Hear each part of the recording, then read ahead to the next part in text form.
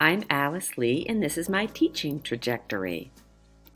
In Teaching for Success, Developing Your Teacher Identity in Today's Classroom, Brad Olson includes biography and prior work. He also states that who we are as teachers is hitched to who we are as humans, which is hitched to our own lived experiences. My grandmother was a third grade teacher, and my family placed a great deal of importance on education. When I was in middle school, my father graduated from law school. He was a great role model for all 6 of his children. Before entering the field of education, I became a mother, and knowing my students are someone's whole world makes me a better teacher. I wanted my children's teachers to treat them with patience, kindness, and respect.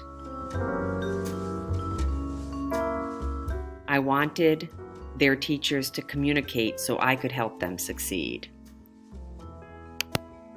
Entry into teaching. This is the Olson phase. In phase 1, years 1 to 7, the Huberman phase. There was an opening for a half-day kindergarten position at a small school in Andover, Maine, and I applied for it. I didn't have my student teaching and was on a conditional certification, but I was very lucky that no one else applied, and I was accepted as a kindergarten position. It was a pretty easy beginning. I developed a positive rapport with students and parents. The students were teachable. I was at ease with the curriculum, and it was a stage of great enthusiasm and discovery. The next phase is entry into teaching and being a teacher, the Olson phase, and phase 2 to 3, years 4 to 14, Huberman. After a few years of teaching, I started a master's program in curriculum instruction with a focus on literacy through Lesley University. The Olson stage blends entry into the field into being a teacher. This Huberman stage includes a period of stabilization. I had confirmed pedagogical competence through my studies, stimulating classes, positive rapport with students, and an inclusion into a professional peer group. My graduate classes were incredible. It was a hybrid format, and we met once a month in person, and we also worked on projects at home. It was a great boost in my career.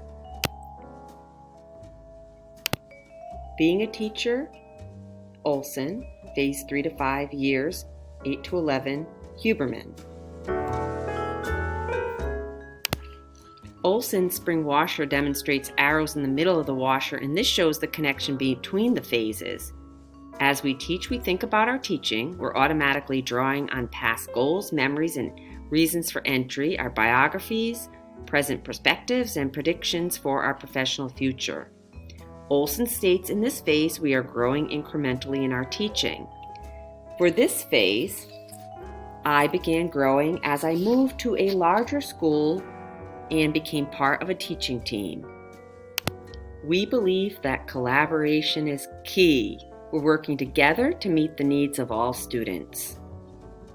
This stage includes my teaching team going through the national board process, which took us a few years to do, but was an incredible experience, and amazing growth happened through this process. With most importantly, our students in mind.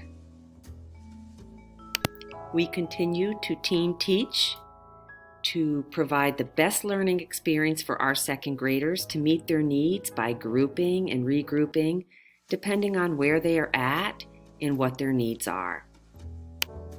The final stage is thinking about the future. There's a phase with Olson and with Huberman. I'm looking at this stage as an opportunity to put what I'm learning in my education and instructional technology courses into action. This may be through continued work with my second grade team or it may involve a future job change.